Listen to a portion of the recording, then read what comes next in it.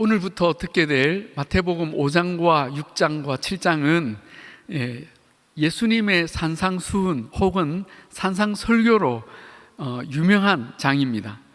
이 산상수훈은 예수님께서 산에 올라가셔서 말씀을 전하셨기 때문에 붙여진 이름입니다. 그러나 여기 산상이라는 수식어가 단순히 산 위에서 설교했다는 설명보다 훨씬 더 중요한 의미가 있습니다. 예수님은 공생애를 시작하시며 요한의 세례를 받으셨고 광야에서 금식기도 하시며 마귀의 세 가지 시험을 이기셨습니다. 그리고 이 5장에 들어오면서 예수님은 본격적으로 말씀을 전하기 시작하십니다. 그런데 이 5장부터 7장까지 말씀은 단순한 교훈이나 설교가 아닙니다. 한마디로 그리스도의 사역을 시작하시며 선포하신 하나님 나라의 비전이며 천국의 대헌장이었습니다. 이제 도래하는 하나님의 나라, 천국이 어떤 나라이며 그 나라의 백성들은 이제 어떤 가치와 어떤 태도로 살게 될 것인지를 선포하는 하나님 나라의 비전 선언문이라고 할 수 있습니다.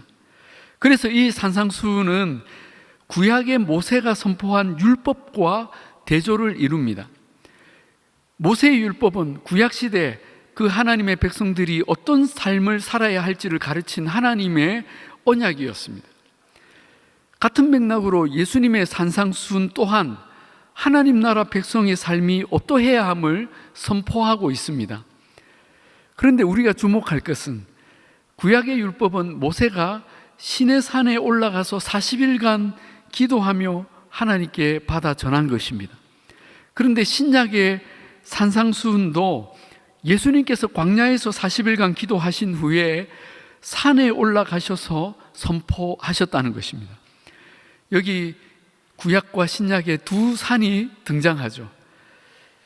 1절을 보시면 무리를 보시고 산에 올라가 앉으시니 했습니다.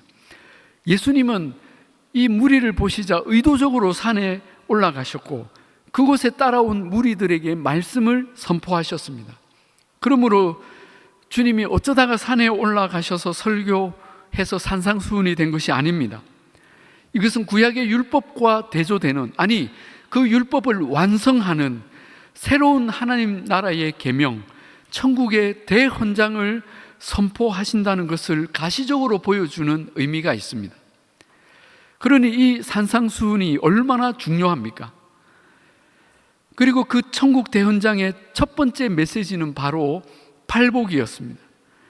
하나님 나라 백성이 받을 그 8가지의 복을 선포하며 이 산상수훈이 시작되고 있습니다. 우리는 오늘부터 몇 주간 이 8가지 복을 함께 들으려고 합니다. 바라기는 이 말씀이 선포되는 동안 저와 여러분이 하나님 나라의 복의 의미를 분명히 깨닫고 충만히 받으며 또 누리며 세상에 이 진정한 복을 전하는 가장 복된 사람, 행복한 주님의 백성이 되기를 우리 주님의 이름으로 축복합니다. 그러려면 우리는 먼저 이 팔복의 말씀을 듣기 전에 진정한 복이 무엇인지 하나님 나라의 복의 개념을 알고 넘어갈 필요가 있습니다. 왜냐하면 지금부터 듣게 될 이 8가지 복이 우리의 상식으로는 도무지 이해할 수 없는 복들이기 때문입니다. 복과는 전혀 상반이 되는 가난, 애통, 줄이고 목마름, 박해 이런 표현들이 줄줄이 이어집니다. 심령이 가난한데 복이 있다는 거예요. 애통하고 울고 줄이고 목마른데 복이 있다는 것입니다. 그래서 혹시 예수님이 반대로 말씀하셨나 하는 생각이 들 정도입니다. 그러나 예수님은 이 중요한 내용에서 농담을 하시거나 문학적 위트나 역설을 사용하신 것이 아닙니다. 주님은 이 산상수훈의 첫 말씀에서부터 하나님의 나라는 이 세상과는 전혀 다른 기반 위에 세워짐을 선언하고 계십니다. 즉 하나님의 나라, 천국은 우리가 지금까지 세상에서 알던 것과는 전혀 다른 가치관, 전혀 다른 삶의 방식으로 존재한다는 것입니다. 그것을 극명하게 보여주는 가치 체계가 바로 복입니다. 여러분, 복은 좋은 것입니다. 사람들은 누구나 복을 받기 원하죠. 그렇다면 사람들이 대개 복이라고 알고 받으려고 하는 것은 뭡니까? 그 좋은 것이 뭡니까? 대부분이 물질의 부요함, 세상의 성공, 사람들의 존경과 명예를 얻는 것, 가족의 건강과 평안, 또 마음의 기쁨과 쾌락 등입니다. 다 좋은 것들입니다. 이것을 나쁘다고 할 사람은 없습니다. 우리는 다 이런 것들을 평생 누리기 원하고 또 다른 사람들에게 이런 복을 빌어줍니다. 그러나 주님은 오늘 이 말씀에서 이런 복의 개념을 완전히 뒤집어 엎으십니다. 이런 것들은 전혀 언급하지 않으시고 물질이나 성공, 명예나 지위, 건강이나 그런 평안 정도를 가지고 복이라고 부르지 말라고 하십니다. 그래서 주님은 이 팔복을 선언하시며 전혀 다른 설명들을 가져오십니다. 심령의 가난함, 애통하는 것, 굶주림과 목마름, 박해받는 일들을 끌어오십니다. 왜 그렇습니까? 이 세상에서 우리가 받을 진짜 복이 무엇인지를 보여주기 위함입니다. 여러분, 그렇다면 진짜 복은 무엇일까요? 그것은 바로 하나님과의 관계입니다. 하나님과의 관계, 우리와 하나님의 회복된 그 관계, 친밀한 관계, 예수님으로 인해 성령 안에서 하나가 된 관계, 그것이 우리가 얻을 진정한 복이라는 것입니다. 여러분, 만약에 우리가 하나님과의 이 관계가 깨어져 있고 우리 인생은 컨베이어 벨트에 올려진 물건처럼 멈추지 않고 죽음과 심판을 향해 나아가고 있다면 100억, 1000억을 준다면 그것을 복이라고 하겠습니까? 영원한 죽음과 멸망을 피할 수 없는 운명인데 세상에서 성공하고 명예와 지위를 얻었다고 복받았다고 하겠습니까? 지옥에서 영원한 고통과 후회로 비명 지를 날이 코앞에 다가오고 있는데 지금 쾌락과 만족을 누린다고 복받았다고 하겠습니까? 그럴 수 없습니다. 그래서 진정한 복은 이 죽음과 멸망의 문제가 해결이 되는 것입니다. 즉 하나님과의 관계가 회복이 되고 내가 하나님의 백성이 되고 하나님의 자녀가 되는 것, 더 나아가서 하나님이 내 안에, 내가 하나님 안에 거하며 일치를 이룬다면 이것보다 더 큰 복이 어디에 있겠습니까? 물질이 없어도, 눈물을 흘려도, 고통과 미움을 받아 늘 신음하며 살아도 우리는 이 진짜 복을 받았기에 기뻐하고 즐거워하게 될 것입니다. 아멘. 여러분, 이것이 복입니다. 이것이 복입니다. 하나님은 우리에게 이 진짜 복을 주시기를 원하십니다. 창세기 1장에 하나님은 천지를 창조하시고 사람을 만드신 후에 처음으로 복을 선언하셨습니다. 창세기 1장 22절에 하나님이 그들에게 복을 주시며 이르시되 생육하고 번성하여 충만하라 하셨습니다. 이때는 하나님과 사람의 관계에 어떤 문제도 없었기에 우리가 생육하고 번성하고 충만하면 다 복이었습니다. 그러나 이후에 인간은 범죄하고 하나님과의 관계를 깨뜨리면서 그 복을 차버린 것이죠. 인간은 영원한 죽음과 멸망을 향해 달려가는 운명이 되었습니다. 그런데 하나님은 그런 인간을 내버려 두지 아니하시고 다시 복을 주기를 원하셨습니다. 그래서 부르신 사람이 창세기 11장의 아브라함입니다. 이 아브라함을 통해 하나님은 믿음의 백성들을 일으켜 다시 세상에 복을 주시기를 원하셨습니다. 그래서 아브라함을 부르실 때 하신 말씀이 이것입니다. 내가 너로 큰 민족을 이루고 내게 복을 주어 내 이름을 창대하게 하리니 너는 복이 될지라. 너는 복이 될지라. 여러분, 아브라함이 복이 된다는 것입니다. 복을 구하고 찾는 존재가 아니라 세상에 복을 주는 존재, 복 그 자체가 되리라고 하셨습니다. 아브라함은 정말로 그렇게 됩니다. 그는 평생 가나안의 나그네로 살았고 자식이라고는 아들 한 명, 그것도 100세가 되어 겨우 낳았지만 그는 모든 믿는 자의 조상이 되어서 그의 후손은 하늘의 별과 같고 땅의 모래와 같이 되었습니다. 우리가 그 믿음의 후손들 아닙니까? 그러므로 이제 우리는 진정한 복에 대해서 분명히 말할 수 있습니다. 여러분, 진정한 복이 무엇입니까? 바로 하나님과의 관계가 회복되는 것입니다. 아멘입니까? 그런데 어떻게 회복이 됩니까? 예수 그리스도의 말씀과 그분의 십자가 사역으로 말미암아 그분이 우리를 위해 대신 죽으신 것을 믿을 때에 하나님과의 관계가 회복이 되는 것입니다. 이것이 복입니다. 그래서 예수님의 말씀과 십자가 사건을 우리는 복음이라고 부르는 것입니다. 복음. 자, 그렇다면 이제 시작되는 예수님의 팔복이 왜 복이 되는지를 우리는 이해할 수 있는 깨달음을 얻게 됩니다. 자, 오늘은 산상수훈과 팔복의 서론을 제가 좀 길게 말씀드린 관계로 첫 번째 복만 오늘 나누도록 하겠습니다. 첫 번째 복은 심령이 가난한 자의 복입니다. 3절입니다. 심령이 가난한 자는 복이 있나니 천국이 그들의 것임이요. 자, 심령이 가난하다는 말은 우리의 마음과 영이 심각한 가난을 경험하는 상태를 가리킵니다.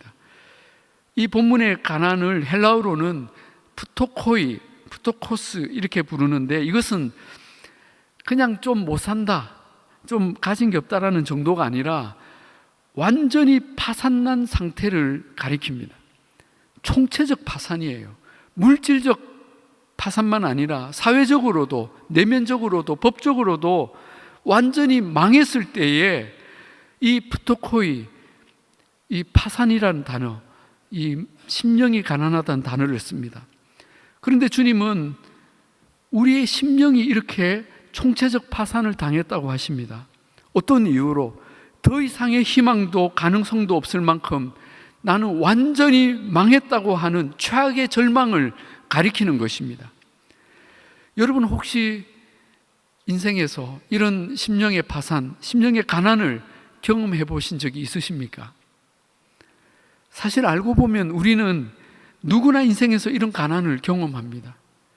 나는 이제 끝났다, 나는 이제 희망이 없다고 절망하며 낙담하는 때가 누구에게나 있습니다.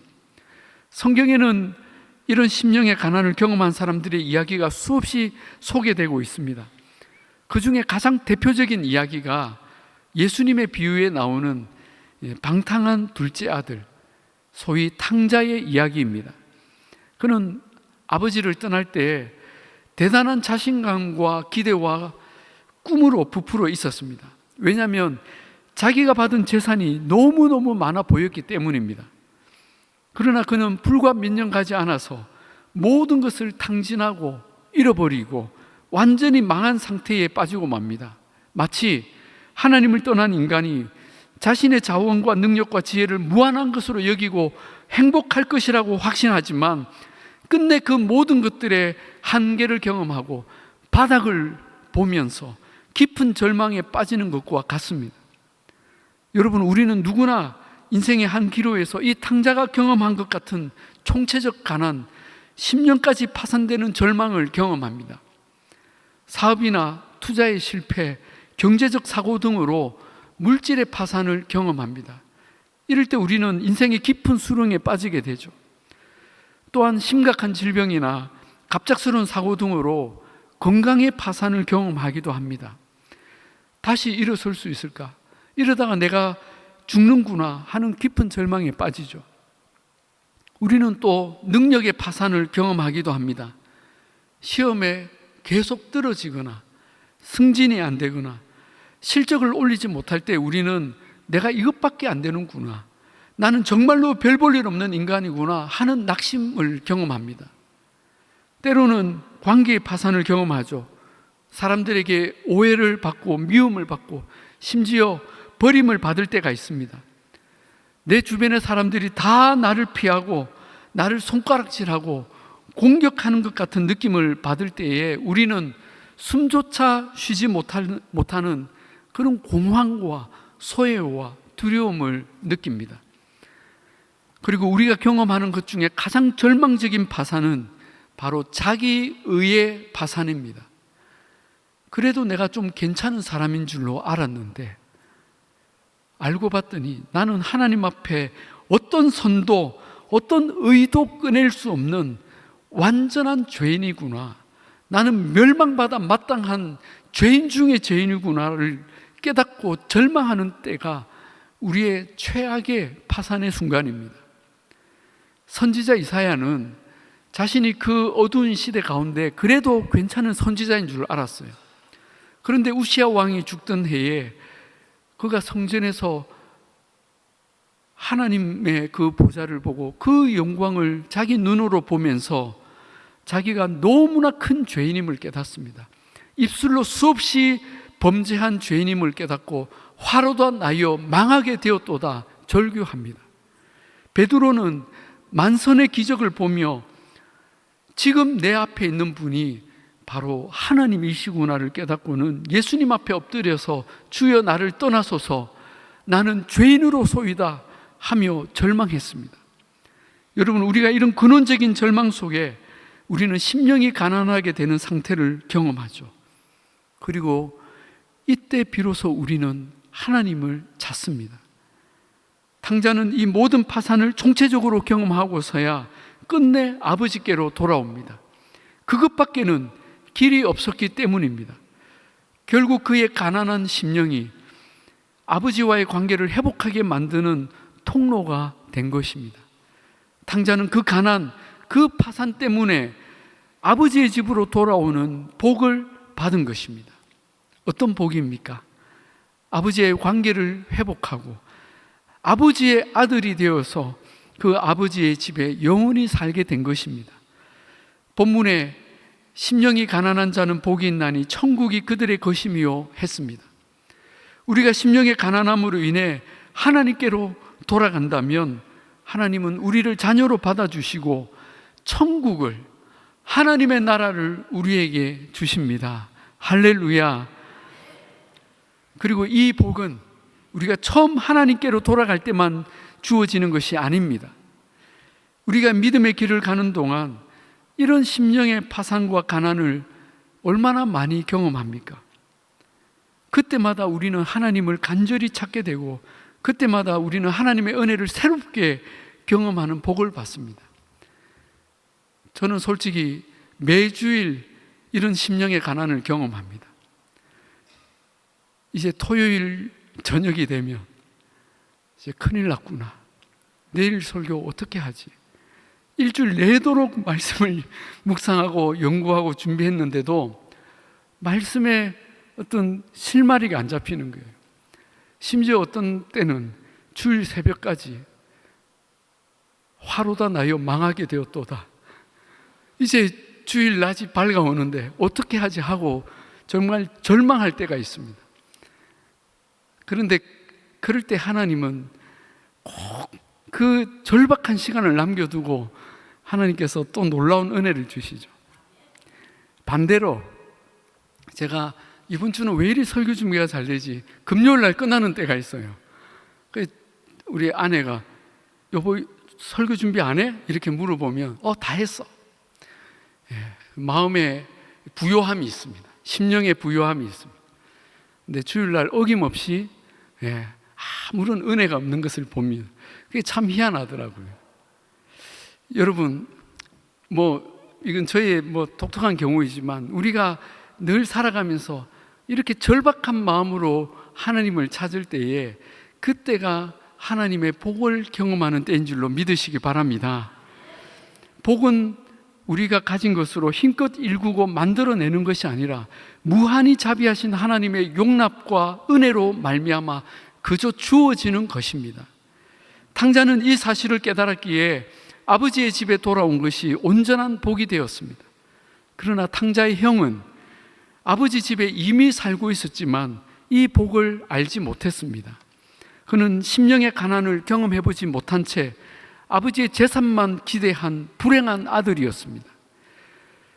여러분, 우리가 교회 안에 있지만 하나님의 은혜를 모르면 바로 이런 형과 같은 불행한 종교인이 되는 것입니다. 교만하고 이기적이고 율법적이며 늘 분노하는 것입니다. 그러므로 차라리 심령이 가난한 자가 복이 있습니다. 그가 진짜 천국의 주인이 되는 것입니다. 제가 목회하는 동안 수많은 성도님들을 만나며 그분들이 참으로 하나님을 만나고 하나님 은혜를 경험한 이야기를 많이 듣게 됩니다. 근데 하나같이 공통된 이야기가 있습니다. 바로 그분들의 인생의 어느 순간에 심령의 파산, 심령의 가난을 경험했다는 것입니다. 하나님 없이 정말 잘 나갈 때가 있었습니다. 세상의 성공과 부와 명예를 누렸고 하나님이 전혀 필요하지 않았습니다. 신앙생활을 안 한 것은 아니었지만 그냥 신앙생활은 액세서리였습니다. 그런데 인생이 그렇게 탄탄하지 않다는 것을 결국은 깨닫죠. 우리 인생은 작은 나사 하나만 빠져도 그냥 무너지고 맙니다. 건강이라는 나사, 물질이라는 나사, 자녀라는 나사, 신뢰라는 나사, 가정이라는 나사 하나만 빠져도 나머지 모든 삶이 허물어져 버리는 것을 경험하지 않습니까? 그러나 그때가 바로 하나님의 은혜가 임하는 때인 것을 우리가 또 경험합니다. 저의 아들 이야기를 잠깐 나눌까 합니다. 아들은 고3 때까지 정말 잘 놀았습니다. 얼마나 많이 놀았는지, 그렇게 그냥 고3 때까지 놀다가 그만 절망적인 상황을 경험하게 됩니다. 공부는 말할 것도 없고 친구들과 문제가 생겨서 굉장히 이렇게 다투게 되었는데 모든 관계가 깨어지고 학교에서도 큰 문제가 되었습니다. 근데 친구가 전부였던 저의 아들은 결국 자퇴를 결심합니다. 그때 저와 아내도 얼마나 힘들었는지 모릅니다. 부모가 아무리 말을 해도 소용이 없었습니다. 그런데 제가 목사지만 자식 문제만큼은 어떻게 할 수가 없더라고요. 그래서 제 아내가 제 아들을 데리고 그때 우리 교회 부목사님을 만나서 상담을 하기로 했습니다. 그때 제 아들은 화가 많이 나 있었습니다.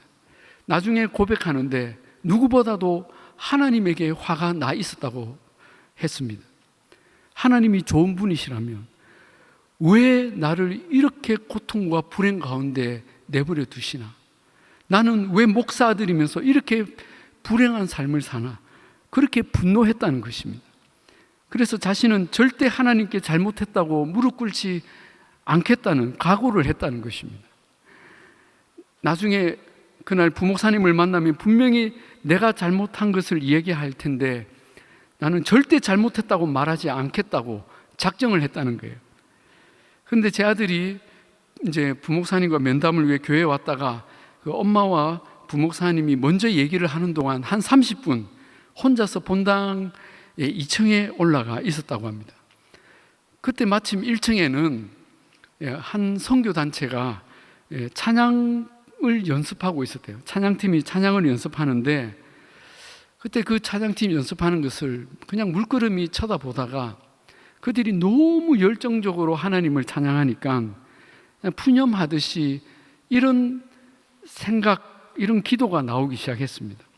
나는 왜 저렇게 전심으로 하나님을 찬양해 본 적이 없을까? 하나님, 왜 나는 저렇게 내 마음에 뜨거운 마음으로 하나님을 사랑해 본 적이 없을까요? 그런데 그때 아들의 마음에 성령님이 임하셨습니다.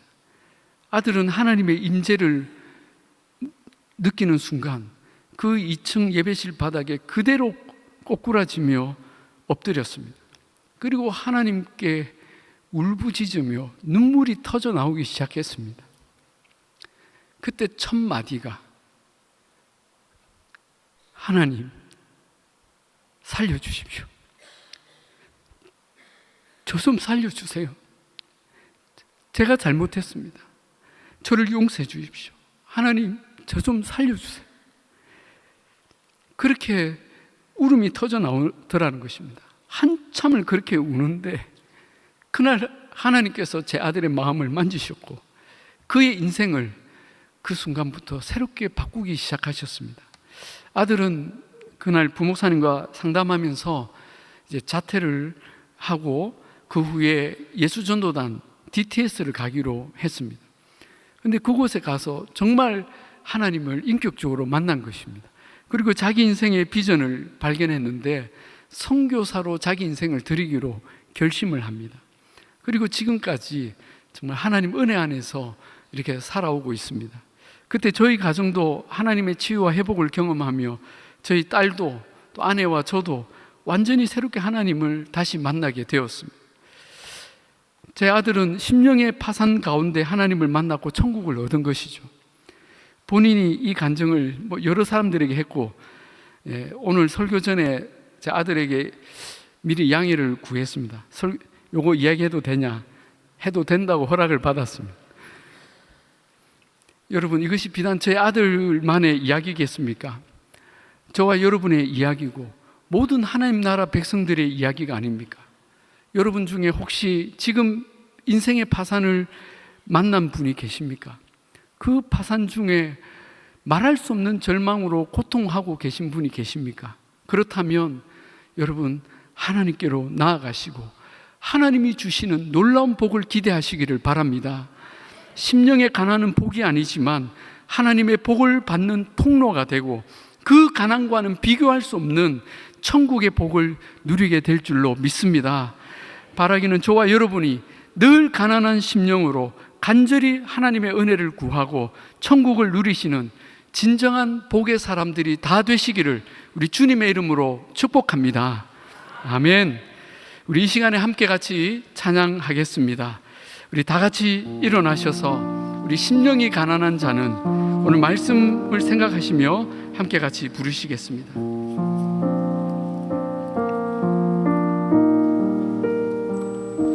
심령이 가난한 자는 천국이 저희 것이요 천국이 저희 것이요 애통하는 자는 복있네 위로를 받을 것이요 온유한 자 복이 있나니 땅을 기업으로 받겠네 그의 줄이고 목마른 자는 저 입에 부를 것이요 큰